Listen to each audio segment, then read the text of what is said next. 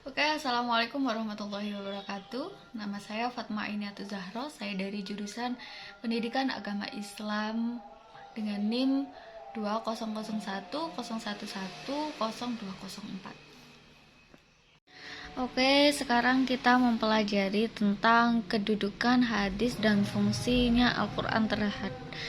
hadis terhadap Al-Qur'an. Oke, sekarang kita lihat sama-sama di sini fungsi hadis terhadap Al-Qur'an. Hadis merupakan sumber kedua setelah Al-Qur'an. Nah, adapun fungsi hadis terhadap Al-Qur'an itu ada 4.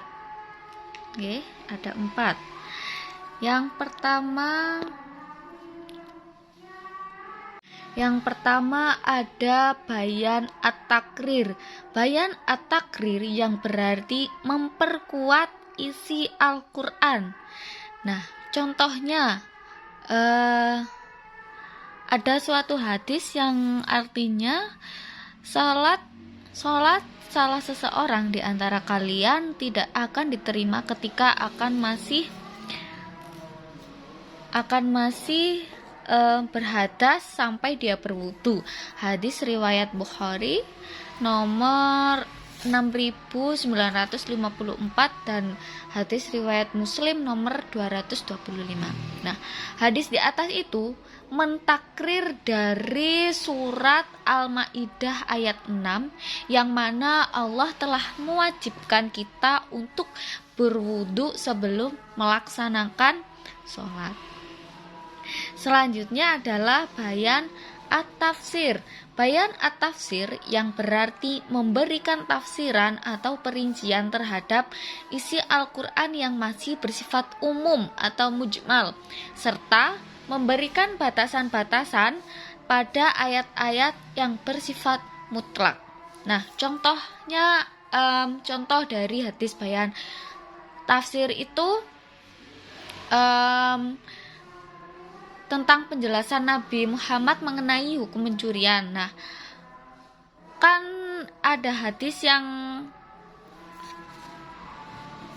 artinya Rasulullah SAW didatangi seseorang yang membawa pencuri, maka beliau memotong tangan pencuri tersebut dari pergelangan tangan. Nah, hadis tersebut itu menafsirkan dari Quran surat Al-Maidah ayat 38 yang mana dalam Al-Quran tersebut Allah telah memerintahkan hukum bagi seseorang pencuri tangan dengan memotong tangannya. Ayat ini kan masih bersifat umum, kan kalau memotong tangannya aja kan bisa pergelangan tangan atau bisa tangan sampai siku atau tangan sampai bahu. Itu kan masih umum ya. Nah, maka fungsinya hadis itu memperjelas. Jadi hukumnya sampai pergelangan tangan, dipotongnya sampai pergelangan tangan.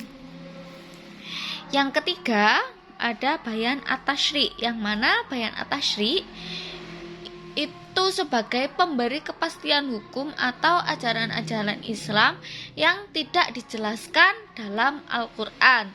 Nah, biasanya Al-Qur'an itu hanya menerangkan pokok-pokoknya saja. Yang keempat ada bayan nasah. Bayan nasah itu berarti ketentuan yang datang kemudian dapat menghapuskan ketentuan yang terdahulu. Gitu. Oke, sekarang kita belajar hadis, macam-macam hadis. Nah, macam-macam hadis tersebut dibagi menjadi 2. Yang pertama ada hadis dari segi kualitas dan yang kedua hadis dari segi kuantitas. Nah, hadis dari segi kualitas itu dilihat dari jumlah perawinya. Semakin banyak yang meriwayatkan, maka hadis tersebut semakin kuat. Nah, hadis dari segi kuantitas itu ada 2 hadis. Yang pertama ada hadis mutawatir dan hadis ahad. Hadis mutawatir Secara istilah adalah hadis yang diriwayatkan oleh sejumlah rawi mungkin bersepakat untuk berdusta dan sejumlah rawi yang semisal mereka dan seterusnya sampai akhir sanad yang periwayatan mereka berlangsung dengan panca indera. Nah, hadis mutawatir itu dibagi menjadi 3. Ada hadis mutawatir lafzi, ada hadis mutawatir maknawi, dan hadis mutawatir amali.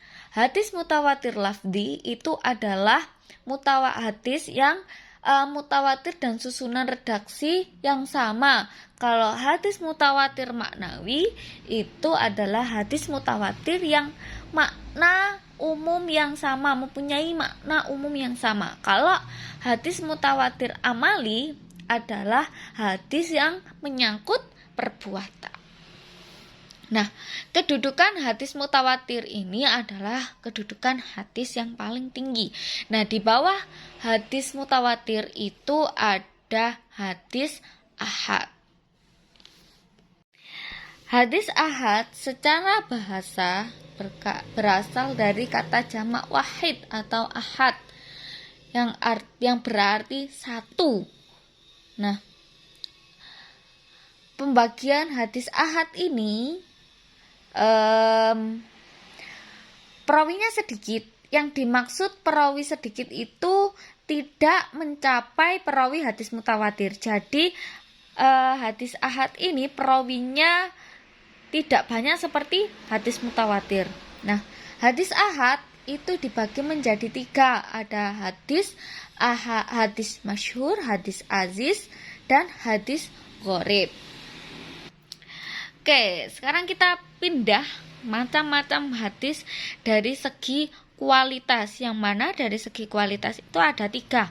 Yang pertama ada hadis sahih, hadis hasan, dan hadis dhaif.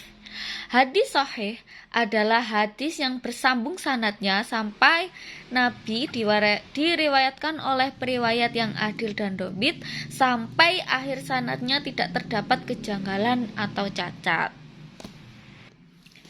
Nah, hadis sahih ini juga terbagi menjadi 2. Ada hadis sahih li dzatihi dan li ghairihi. Nah, selanjutnya ada hadis hasan. Hadis hasan ini adalah hadis yang sanadnya bersambung, diriwayatkan oleh seseorang yang adil tetapi kurang dhabit.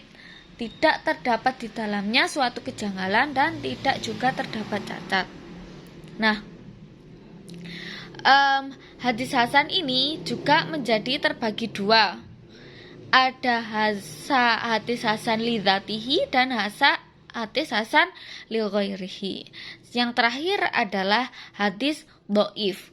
Hadis dhaif adalah hadis yang tidak menghimpun sifat-sifat hadis dan juga tidak menghimpun sifat-sifat hasan.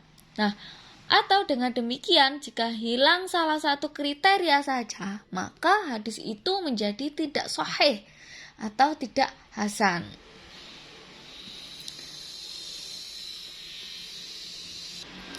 Oke, mungkin itu saja ya teman-teman yang bisa saya jelaskan sedikit dengan oret-oretan saya.